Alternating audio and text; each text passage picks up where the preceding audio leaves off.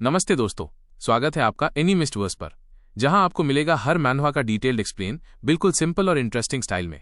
चाहे बात हो एक्शन की, फैंटेसी एडवेंचर की या फिर उन इमोशनल मोमेंट्स की, यहां हर कहानी होगी आसानी से समझ आने वाली और दिलचस्प ब्रेकडाउन के साथ। और हाँ दोस्तों, अगर आपको वीडियो पसंद आए तो चैनल को सब्सक्राइब करना, वीडियो को लाइक करना, अपने थॉट्स कमेंट में बताना और अपने दोस्तों के साथ शेयर करना बिल्कुल मत भूलना। तो तैयार हो जाइए, क्योंकि ये है एनीमिस्टवर्स। अध्याय 4, गु यू फॉन्ग युआन। सूरज आकाश में उगता है। सूरज की किरणें चमकदार हैं। पहाड़ी कोहरा बहुत घना नहीं है। तेज किरणें आसानी से उसमें से गुजर जाती हैं। 100 से अधिक 15 वर्षीय युवा कबीले के मंडप के सामने एकत्र हुए। कबीले का मंडप गांव के बीच में था, जो 5 मंजिल ऊंचा था और इसकी छतें तीखी और झुकी हुई थीं। इसे कड़ा पहरा दिया जाता था। मंडप के सामने एक चौरस था और मंडप के अंदर गुयू कबीले के पूर्वजों की स्मारक पट्टिकाओं का मंदिर था। प्रत्येक पीढ़ी का कबीला प्रमुख मंडप में रहता था। हर प्रमुख समारोह या बड़े घटनाक्रम के दौरान कबीले के बुजुर्ग यहां एकत्र होकर बैठकें करते और चर्चा करते थे। ये पूरे गांव का अधिकार केंद्र था। अच्छा, आप सभी समय पर आए। आज जागृति समारोह है। ये आपके जीवन का एक महान मोड़ है। मैं ज्यादा नहीं कहूंगा, बस मेरे साथ आइए। उस समय जिम्मेदार व्यक्ति अकादमी का बुजुर्ग था। उसकी दाढ़ी और बाल सफेद थे और वो उत्साहपूर्ण मूड में था, क्योंकि वो युवा किशोरों को मंडप में ले गया। हालांकि वे ऊपर नहीं गए, बल्कि एक बड़े हॉल के प्रवेश द्वार से गुजरने के बाद नीचे की ओर ले जाए गए। एक निर्मित पत्थर की सीढ़ी से नीचे उतरते हुए वे एक भूमिगत गुफा में पहुंचे। युवाओं के समूह ने आश्चर्य और विस्मय भरे शोर मचाए। भूमिगत गुफा सुंदर थी। स्टालेक्टाइट्स इंद्रधनुष के रंगों के साथ चमक रहे थे। ये रोशनी युवाओं के चेहरों पर पड़ रही थी। नियन रंगों की चमक शानदार थी। फॉन्ग युआन भीड़ में घुलमिल गया था, चुपके से सब कुछ देख रहा था। उसके मन में विचार आया। सैकड़ों साल पहले गुयू कबीले ने किंग माओ पर्वत पर आकर बसने का फैसला किया था, जब वे मध्य भूमि से दक्षिणी सीमा की ओर पलायन कर रहे थे। तब उन्होंने इस भूमिगत गुफा में एक आत्मिक झरना खोजा था। ये आत्मिक झरना बड़ी मात्रा में प्राइमल स्टोन्स उत्पन्न करता है। ये कहा जा सकता है कि ये गुयू गांव की नींव थी। वे कई 100 कदम चले। अंधेरा बढ़ता गया और पानी की हल्की आवाज सुनाई देने लगी। एक मोड़ के बाद थ्रीजांग चौड़ी एक भूमिगत नदी ने उनका स्वागत किया। अब तक स्टैलेक्टाइट्स की रंगीन रोशनी पूरी तरह से गायब हो चुकी थी। फिर भी अंधेरे में नदी हल्की नीली रोशनी उत्सर्जित कर रही थी। ये रात के आकाश की तारों की नदी जैसी थी। नदी गुफा के अंधेरे गहराइयों से बह रही थी। क्रिस्टल साफ पानी में मछलियां, जलीय पौधे और नदी के नीचे की रेत दिखाई दे रही थी। नदी के सामने फूलों का एक सागर था। ये गुयू कबीले द्वारा सावधानीपूर्वक उगाए गए चंद्र ऑर्किड थे।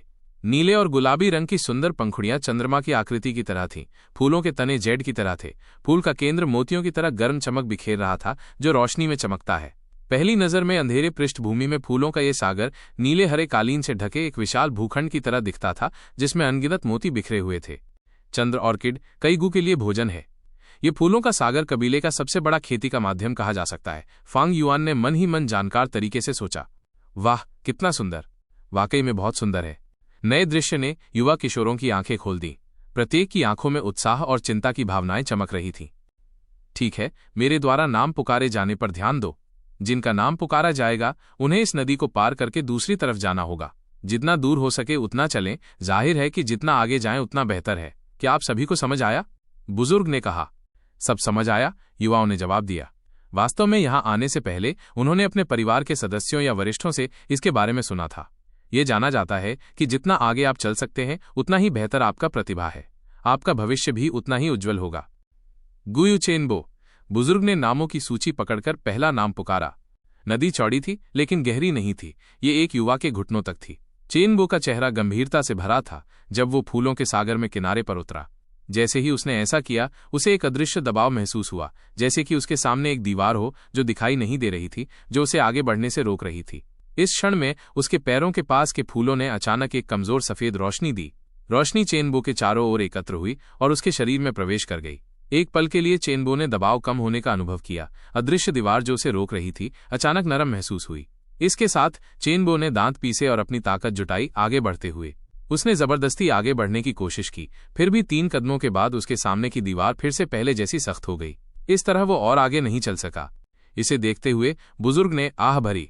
घटना को दर्ज करते हुए उन्होंने कहा, गुयू चेनबो 3 कदम, वो मास्टर बनने की कोई प्रतिभा नहीं। अगला गुयू जाओशी। चेनबो का चेहरा मृत्यु की तरह पीला था जब वो नदी पार करके युवाओं के पास वापस आया, अपने दांत पीसते हुए। बिना प्रतिभा के वो एक सामान्य इंसान के रूप में जी सकता था, कबीले में सबसे निचला स्थान रखते हुए। उसकी चाल डगमगा रही थी। ये उसके लिए एक बड़ा आघात था, जैसे कि वास्तविकता ने उसकी सारी आशाओं को मार डाला हो।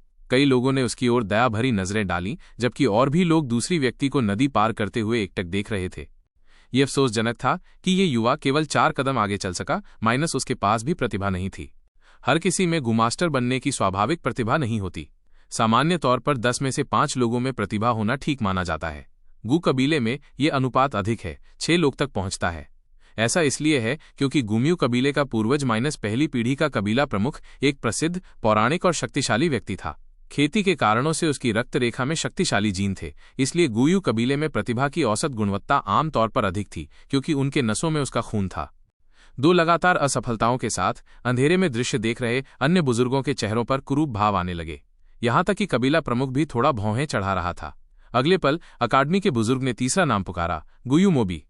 यहां एक घोड़े जैसे चेहरे वाला युवा, जिसने सन के कपड़े पहने थे, हल्के से पुकारते हुए आगे आया। वो लंबा और अपने साथियों की तुलना में कहीं अधिक मजबूत दिखता था। उसमें एक बहादुरी का आभास था। उसने कुछ कदमों में नदी पार की और दूसरी तरफ पहुंच गया। 10 कदम, 20 कदम, 30 कदम, एक के बाद एक छोटी रोशनी उसके शरीर में प्रवेश करती गई। वो 36 कदम तक चलता रहा, जब तक कि वो अंततः और आगे नहीं जा सका। नदी के किनारे पर खड़े युवा आंखें फाड़कर देख रहे थे, हैरान। अकादमी के बुजुर्ग ने खुशी से चिल्लाया, अच्छा गुयू मोबी, बी ग्रेड प्रतिभा, यहां आओ, मुझे तुम्हारा प्राइमल सागर देखने दे। गुयू मोबी अकादमी के बुजुर्ग के पास वापस चला गया। बाद वाले ने अपनी बांह बढ़ाई और किशोर के कंधे पर रखी, अपनी आंखें बंद करके ध्यान से जांच की।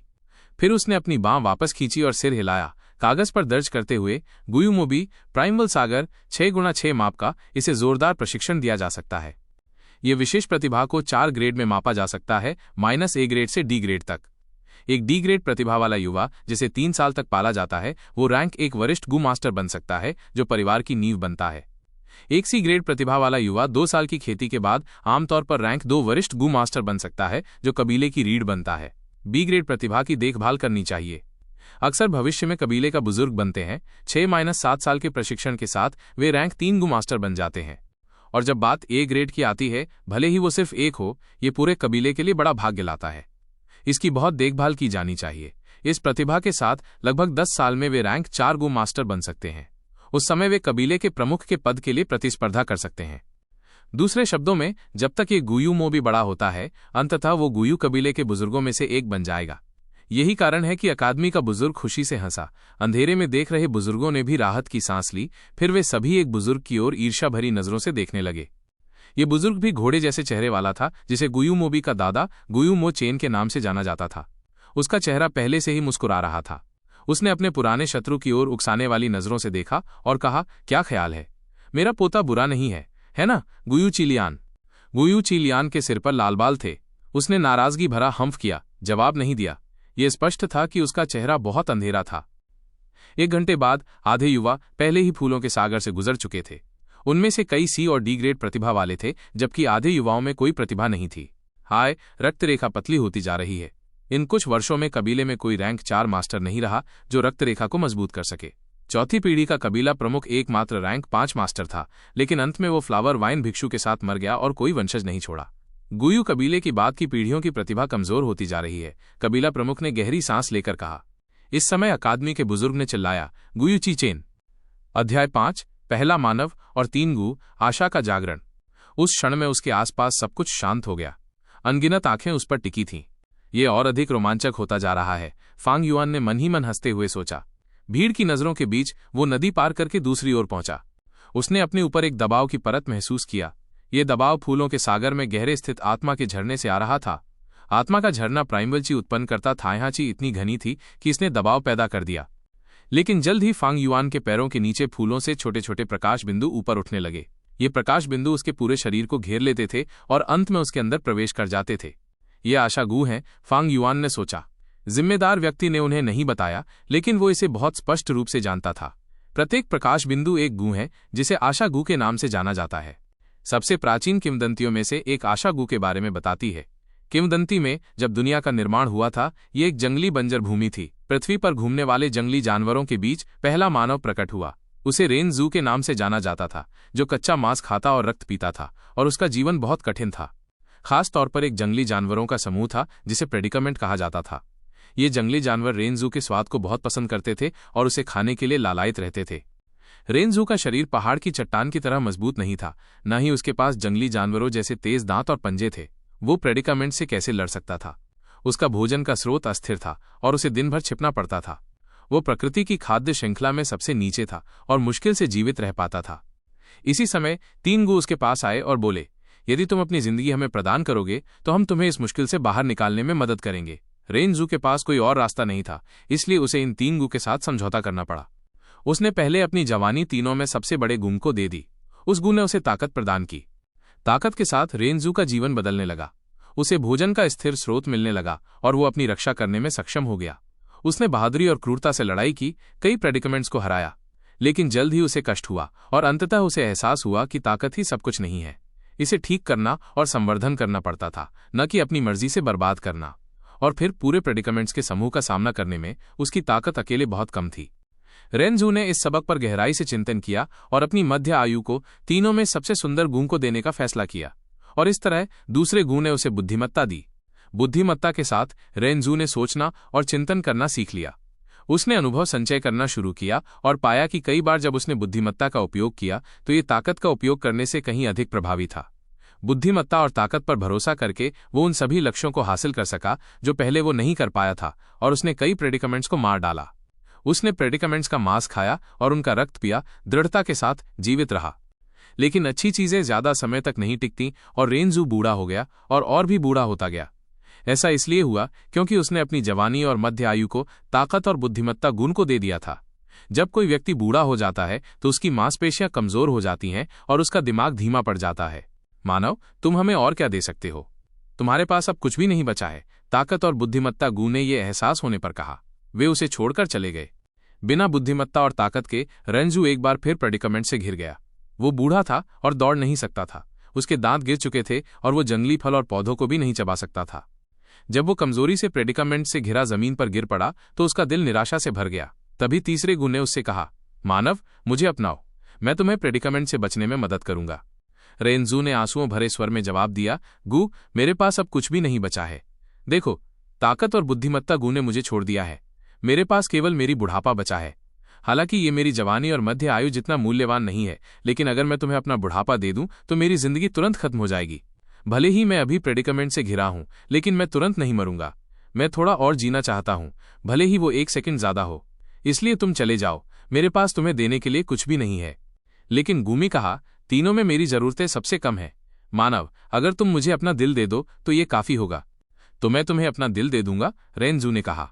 लेकिन गू, तुम मुझे बदले में क्या दे सकते हो? इस स्थिति में भले ही ताकत और बुद्धिमत्ता गू मेरे पास लौट आए, ये कुछ भी नहीं बदलेगा। ताकत गू की तुलना में ये गू कमजोर दिखता था और केवल एक छोटा सा प्रकाश का गोला था। बुद्धिमत्ता गू की तुलना में ये केवल एक मंद सफेद प्रकाश देता था जो किसी भी तरह से सुंदर नहीं था। लेकिन जब रेनजू ने इसे अपना दिल दिया तो इस गू ने अचानक अनंत प्रकाश उत्सर्जित किया। इस प्रकाश में प्रेडिकमेंट्स डर से चीख उठे। ये आशा गू है, पीछे हटो। हम प्रेडिकमेंट्स को आशा से सबसे ज्यादा डर लगता है। प्रेडिकमेंट्स अचानक पीछे हट गए। रेनजू अवाक रह गया और उस दिन से जब भी उसे प्रेडिकमेंट का सामना करना पड़ा, वो अपना दिल आशा को दे देता था। इस क्षण में आशागु एक प्रकाश की धारा में बदल गए और पहले ही फांग युआन के शरीर में प्रवेश कर चुके थे। बाहरी दबाव के कारण वे तेजी से उसके पेट में एकत्रित हुए और स्वतः ही एक समूह में इकट्ठा हो गए, उसकी नाभि के 3 इंच नीचे। फांग युआन ने अचानक दबाव कम होने का अनुभव किया। वो आगे बढ़ने लगा। हर कदम के साथ एक के बाद एक आशागु फूलों के सागर से उड़कर उसके शरीर में प्रवेश करते और प्रकाश के गोले में शामिल हो जाते। प्रकाश का गोला और चमकीला होता गया, लेकिन नदी के दूसरी ओर खड़ा जिम्मेदार व्यक्ति भौहें चढ़ा रहा था। आशागु की ये संख्या अपेक्षा से कम है। फांग युआन को देख रहे कई बुजुर्गों ने यह दृश्य देखकर सोचा, कबीले का प्रमुख भी भौहें चढ़ा रहा था। यह निश्चित रूप से ए ग्रेड प्रतिभा का संकेत नहीं था। फांग युआन ने दबाव का सामना करते हुए आगे बढ़ना जारी रखा। 10 कदम से नीचे का मतलब है कि कोई खेती की प्रतिभा नहीं है। 10-20 कदम का मतलब डी ग्रेड प्रतिभा है। 20-30 कदम सी ग्रेड प्रतिभा होगी। 30-40 कदम बी ग्रेड प्रतिभा है और 40-50 कदम का मतलब ए ग्रेड प्रतिभा होगा। अब तक मैंने 23 कदम चल लिए हैं। 24, 25, 26, 27। फांग युआन ने मन ही मन गिना। जब उसने 27वां कदम उठाया तो उसे एक धमाके की आवाज सुनाई दी और उसकी 2 किडनियों के बीच प्रकाश का गोला अपनी सीमा तक पहुंच गया और अचानक फट गया। ये ऊर्जा का विस्फोट केवल उसके शरीर के अंदर हुआ, बाहरी लोग इसे नहीं देख सकते थे। केवल फांग युआन ही उस क्षण में एक भूकंप जैसी प्रतिक्रिया महसूस कर सकता था। तुरंत उसके शरीर के महीन बाल खड़े हो गए, उसके रोम छिद्र बंद हो गए, उसका दिमाग तनाव की चरम सीमा तक खिंच गया। जल्द ही उसका दिमाग खाली हो गया, उसका पूरा शरीर नरम हो गया जैसे वो किसी बादल में गिर गया हो। उसका दिल शांत हो गया, उसके महीन बाल सपाट हो गए और उसके रोम छिद्र फिर से खुल गए। थोड़े समय में उसका पूरा शरीर पसीने से तर हो गया। ये पूरी प्रक्रिया लंबी लगी, लेकिन वास्तव में ये बहुत कम समय में हुई। वो अनुभव उतनी ही तेजी से चला गया जितनी तेजी से आया था। फांग युआन कुछ क्षण के लिए स्तब्ध रहा, फिर वो होश में आया। उसने चुपके से अपनी ध्यान अपनी देह के अंदर केंद्रित किया और पाया कि उसकी नाभि के नीचे और उसकी 2 किडनियों के बीच एक अपर्चर हवा में से बन गया था। जागरण समारोह सफल रहा। अध्याय 6, भविष्य का मार्ग रोचक होगा। छिद्र रहस्यमयी और असामान्य था। हालांकि ये फांग युआन के शरीर के अंदर स्थित था, फिर भी ये उसके आंतरिक अंगों के साथ स्थान साझा नहीं करता था। आप कह सकते हैं कि ये अनंत रूप से विशाल था, फिर भी साथ ही अनंत रूप से छोटा था। कुछ इसे बैंगनी प्रांत कहते हैं, कुछ इसे चीनी तालाब कहते हैं, हालांकि कई इसे प्राइमल सी अपर्चर के रूप में जानते हैं। पूरा शरीर गोलाकार है और इसकी सतह पर बहती हुई सफेद रोशनी की परत है, जैसे कि प्रकाश की एक पतली परत। ये वो प्रकाश की परत थी जो पहले विस्फोटित हुए होप गू से आई थी। प्रकाश की ये पतली झिल्ली अपर्चर को सहारा देती थी ताकि वो ढह न जाए, और अपर्चर के अंदर स्वाभाविक रूप से प्राइमल सी थी। समुद्र का पानी दर्पण की तरह चिकना था, जिसमें हल्का नीला हरा रंग दिखाई देता था। फिर भी पानी घना था और उसमें तांबे की चमक थी। केवल रैंक 1 गू मास्टर्स ही इस हरे तांबे की प्राइमल एसेंस बना सकते हैं, जिसे हरा तांबा समुद्र कहा जाता है। समुद्र की सतह की ऊंचाई अपर्चर के आधे हिस्से तक नहीं थी, माइनस ये केवल 44% तक थी। ये भी सी ग्रेड प्रतिभा की सीमा थी। समुद्र की हर बूंद शुद्ध प्राइमल एसेंस थी, जो फांग युआन के सार, जीवन शक्ति और आत्मा का संक्षेपण दर्शाती है। ये उनके पिछले 15 वर्षों के जीवन की संभावनाओं का संचय भी था। इस प्राइमल एसेंस का उपयोग गू मास्टर्स गुम को पालने के लिए करते हैं। इसका मतलब ये भी है कि अब से फांग युआन औपचारिक रूप से रैंक 1 गू मास्टर के मार्ग पर प्रवेश कर चुका है। चूंकि अपर्चर खुल चुका था, अब कोई और होप गू फांग युआन के शरीर में प्रवेश नहीं करता था। फांग युआन ने खुद को संभाला और महसूस किया कि उसके सामने का दबाव एक दीवार की तरह मोटा था। वो अब एक कदम भी आगे नहीं बढ़ सकता था। बिल्कुल मेरे पिछले जीवन की तरह। उसने इस परिणाम पर उदासीनता से मुस्कुराया। आप आगे नहीं जा सकते? अकादमी के बुजुर्ग ने नदी के पार से चिल्लाकर पूछा, जिसमें थोड़ी सी उम्मीद की झलक थी। फांग युआन मुड़ा और वापस चलने लगा, अपने कार्यों से जवाब देता हुआ। इस क्षण यहां तक कि युवा किशोर भी प्रतिक्रिया देने लगे। भीड़ में अचानक बातचीत की गूंज उठी। फांग युआन ने 27 कदम चले, तो वो सिर्फ एक सी ग्रेड प्रतिभा था? अविश्वसनीय! इतने प्रतिभाशाली व्यक्ति के लिए सिर्फ सी ग्रेड? भीड़ में एक बड़ा हंगामा मच गया। बड़ा भाई, उनमें से गु युए फांग झेंग ने सिर उठाकर सदमे में देखा जब फांग युआन नदी पार करके वापस आ रहा था। उसे विश्वास नहीं हो रहा था कि उसका अपना भाई सिर्फ एक सी ग्रेड था। उसने हमेशा सोचा था कि उसका बड़ा भाई एक ए ग्रेड प्रतिभा होगा। नहीं, सिर्फ वो ही नहीं, उसकी चाची और चाचा और कबीले के इतने सारे लोग भी यही सोचते थे। लेकिन अब परिणाम अप्रत्याशित रूप से इसके विपरीत था। कमबख्त, वो सिर्फ एक सी ग्रेड था। गु युए कबीले का मुखिया अपनी दोनों मुट्ठियां बांधकर गहरी सांस लेते हुए अपनी आवाज में निराशा के साथ बोला। अंधेरे में देख रहे बुजुर्गों की प्रतिक्रियाएं मिली जुली थीं। कुछ भौहें चढ़ाए हुए थे, कुछ सिर झुकाकर चर्चा कर रहे थे, कुछ सिर उठाकर आह भर रहे थे। क्या परिणाम गलत हो सकते हैं? ऐसा कैसे हो सकता है? ये विधि तर्क से परे सटीक है और हम पूरे समय देख रहे थे, यहां तक कि धोखा देना भी मुश्किल है। लेकिन उनकी पिछली हरकतें और बुद्धिमत्ता, आप उनका क्या स्पष्टीकरण देंगे?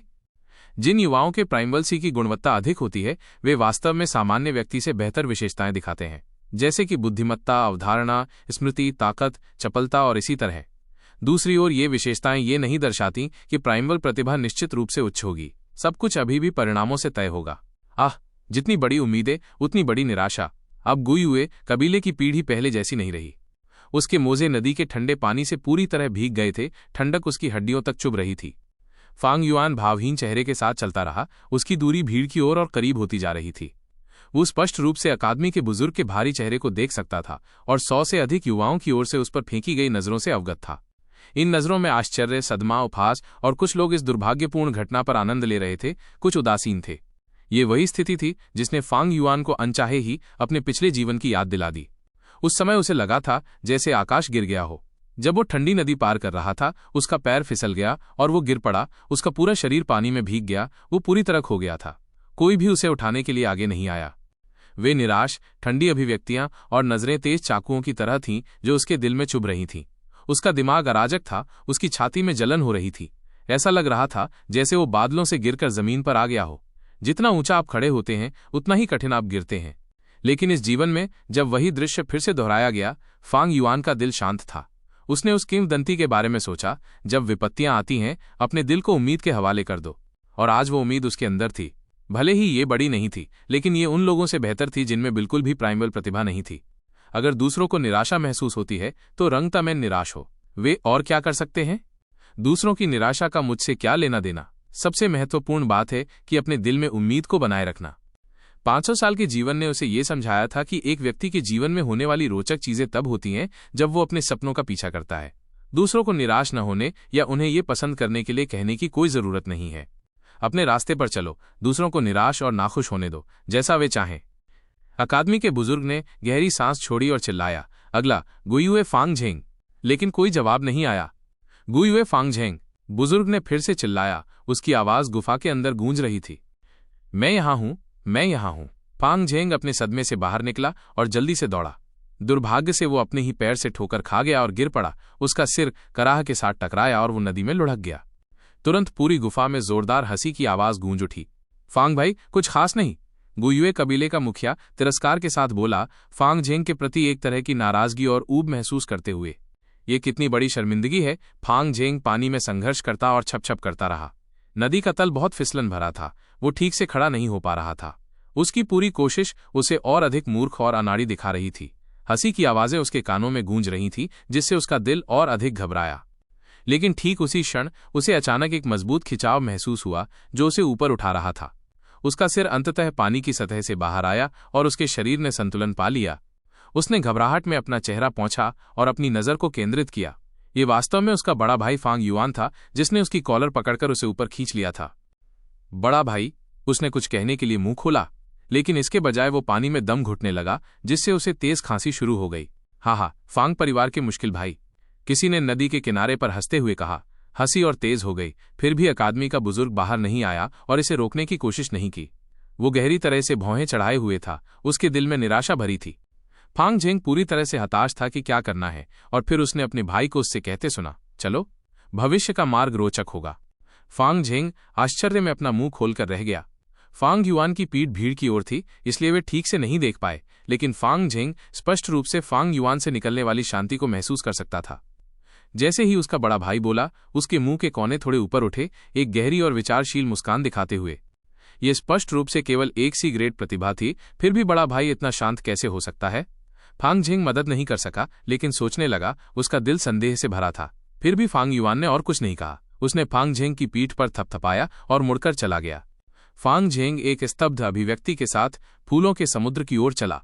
मैंने कभी नहीं सोचा था कि बड़ा भाई वास्तव में इतना शांत होगा। अगर ये मैं होता तो मैं। वो सिर झुकाकर अनमने ढंग से आगे बढ़ता रहा। फिर भी उसे नहीं पता था कि वो एक चमत्कारी दृश्य रच रहा था। जब वो अंततः अपने विचारों से बाहर निकला, वो पहले से ही फूलों के समुद्र में गहरे तक पहुंच चुका था। एक ऐसी दूरी पर खड़ा था जहां उससे पहले कोई नहीं पहुंचा था। 43 कदम। हे भगवान, एक ग्रेड प्रतिभा, अकादमी का बुजुर्ग चिल्लाया। ऐसा लग रहा था जैसे उसने अपना दिमाग खो दिया हो। ए ग्रेड, वास्तव में एक ए ग्रेड। 3 साल बाद गुयुए कबीले में आखिरकार एक ए ग्रेड प्रतिभाशाली जीनियस उभरा। अंधेरे में देख रहे कबीले के बुजुर्ग भी एक साथ चिल्ला रहे थे, अपनी संयम खो चुके थे। ठीक है, फांग रक्तपात हमारी ची रक्तपात से उत्पन्न हुआ है, इसलिए हम ची परिवार इस गुयुए फांगझेंग को गोद लेंगे। गुयुए ची लियान ने तुरंत घोषणा की। ये कैसे संभव है? तुम बूढ़े ची लियान, तुम्हारे नैतिकता और क्षमताएं अव्यवस्थित हैं, लेकिन तुम निश्चित रूप से युवा लड़कों को गुमराह करने में अच्छे हो। इस बच्चे को मेरे पास गुयुए मो चेन को पालने के लिए देना बेहतर है। गुयुए मो चेन ने तुरंत जवाब में गर्जना की। झगड़ा बंद करो। इस बच्चे को पालने के लिए वर्तमान कबीले के नेता से ज्यादा योग्य कोई नहीं है। जो कोई भी आपत्ति करेगा वो मुझ गुयुए बो के खिलाफ जाएगा। गुयुए कबीले का मुखिया पागल हो गया था और उसने अपनी आग्नेय लाल नजर को निराश और हतोत्साहित चेहरों पर घुमाया। आज का एपिसोड यहीं खत्म होता है। मिलते हैं अगले एपिसोड में।